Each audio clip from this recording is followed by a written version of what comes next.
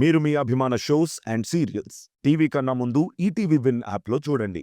Download and subscribe to ETV win app. 99 రూపాయలు మాత్రమే.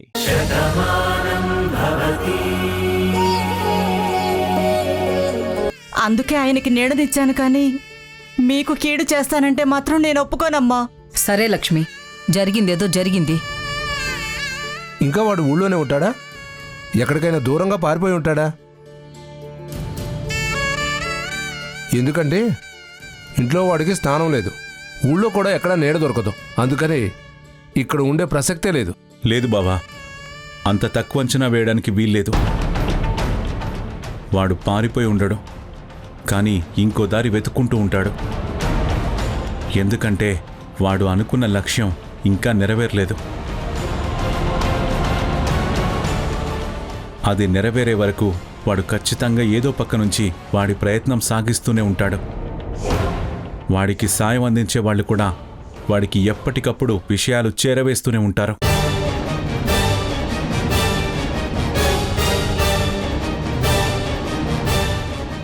బాబుగారు, అలాంటోళ్ళు ఊర్లో ఎవరైనా ఉంటే వాళ్ళని రచ్చబండకు తీసుకొచ్చి చెట్టు కట్టేసి మరుగుతున్న నీళ్లను ఒంటి మీద పోసి కొరడాలతో కొట్టండి. చర్మం వల్చేయండి. తప్పు చేయాలన్న ఊహ కూడా రాకుండా అలాంటి వాళ్ళని కఠినంగా శిక్షించారంటే ఇంకెప్పుడు ఈ ఊర్లో అలాంటి బుద్ధి తక్కువ పనిచేసే ఆలోచన కూడా రాదు. చాలే నోర్మయ్, ప్రతి వాళ్ళు మాట్లాడేవాళ్ళైపోయారు. అయినా ఏమిటి ఆ మాటలు? నువ్వు అసలు మనిషివా రాక్షసివా? అలా శిక్షించమని చెప్తున్నావేంటి? మరి రుద్రప్ప లాంటి వాడికి సాయం చేసిన వాడికి అలాంటి శిక్ష పడాలమ్మా.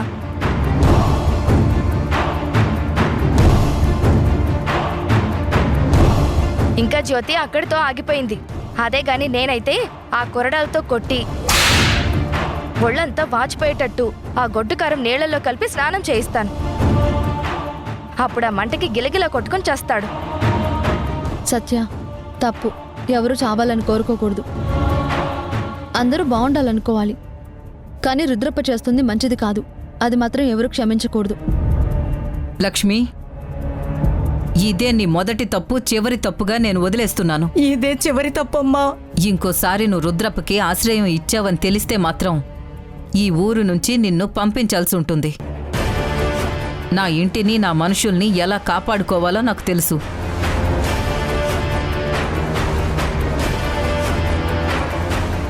కానీ రుద్రప్ప లాంటి వాడికి ఆశ్రయం ఇవ్వాలనుకున్న వాళ్ళు ఎవరైనా సరే నేను ఊరుకునే ప్రసక్తే ఉండదు. ఇదే నీకిస్తున్న ఆఖరి హెచ్చరిక. నన్ను కన్నా మా అమ్మ మీద ఒట్టేసి చెప్తున్నానమ్మా, ఇంకెప్పుడు ఇలాంటి తప్పు చేయను. వస్తానమ్మా.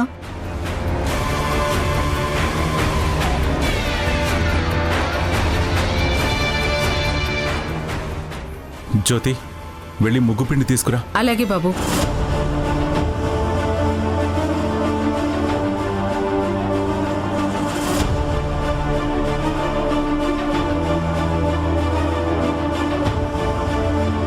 ఇదిగోండి బాబుగారు.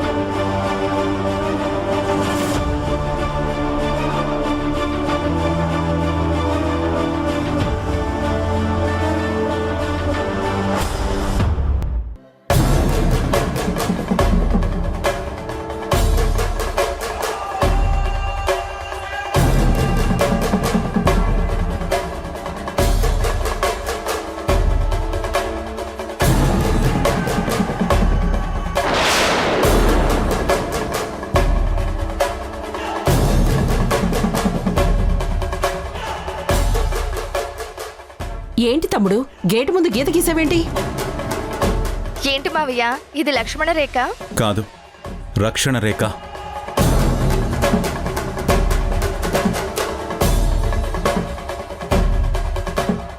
లక్ష్మణుడు రేఖ గీసింది సీతమ్మ తల్లిని కాపాడుకోవడం కోసమైతే ఈ రక్షణ రేఖ గీసింది ఆ రుద్రప్ప బారి నుంచి నా కుటుంబాన్ని కాపాడుకోవడం కోసం. నా కుటుంబ సభ్యులెవ్వరూ ఈ గీత దాటకూడదు.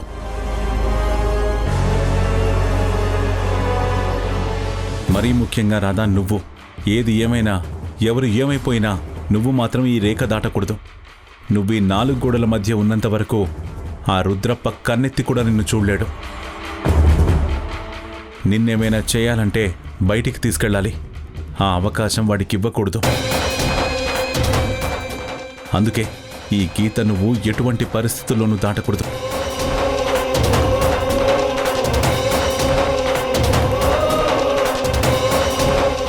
ఇంట్లో ఎవరు కూడా నాకు తెలియకుండా ఎక్కడికి వెళ్ళకూడదు. మీకు మాటిస్తున్నానండి, మీరు గీసిన గీతని నేనెప్పటికీ దాటను. రాధని కాపాడుకునే బాధ్యత నీతో పాటు అందరి మీద ఉంది. అందరం జాగ్రత్తగా చూసుకుందాం. ఏంటి తమ్ముడు, ఈ గీత గీసి దీని తలరాత మార్చేద్దామనుకుంటున్నావా? నేను తీయాలనుకున్న దాని ఆయుష్ని నువ్వు పొయ్యాలనుకుంటున్నావా? జరగదు తమ్ముడు, జరగనివ్వను. ఈ రాధకి ఆ బ్రహ్మ ఎంత రాత రాశాడో తెలీదు, కానీ నేను మాత్రం సగం రాతనే మిగులుస్తాను. ఎలాగైనా సరే ఈ రాతని అంతం చేస్తాను.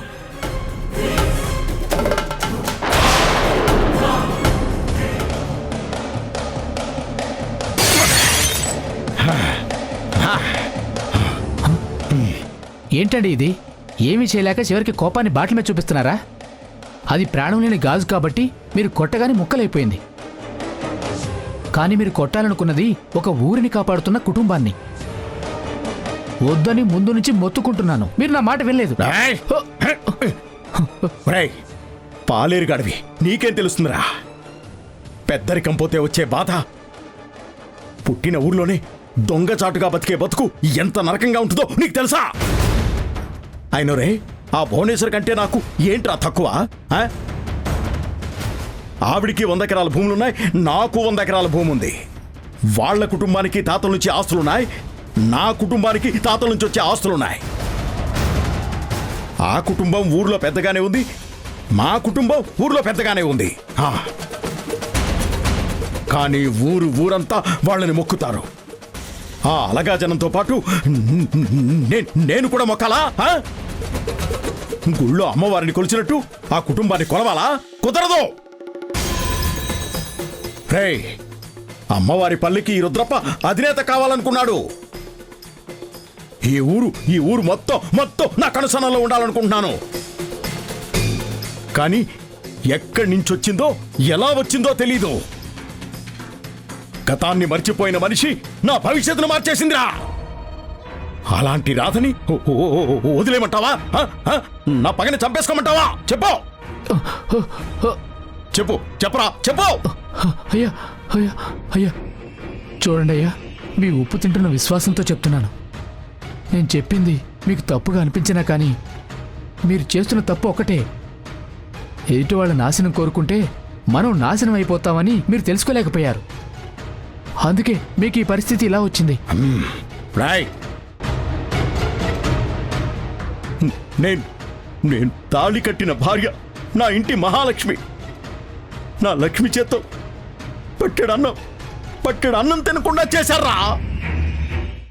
సరిగ్గా ముద్ద దగ్గర పెట్టేసరికి తలుపు కొట్టి నా ఇంట్లోంచి నన్ను పారిపోయేలా చేశారా వాళ్ళు. అలాంటి వాళ్ళు వదిలేయమంటావా? కుదరదురా. నా మట్టికి నన్ను దూరం చేసిన వారిని మట్టిలో కలిపేసే వరకు ఈ పగ చల్లారదురా. ఒరేయ్, నేను దానికోసం ఎంత దూరమైనా వెళ్తాను, కానీ అనుకున్న పగ తీరకుండా ఈ రుద్రప్ప మాత్రం నిద్రపోడు. ఇంత జరిగినా కూడా మీలో మార్పు రావడం లేదండి.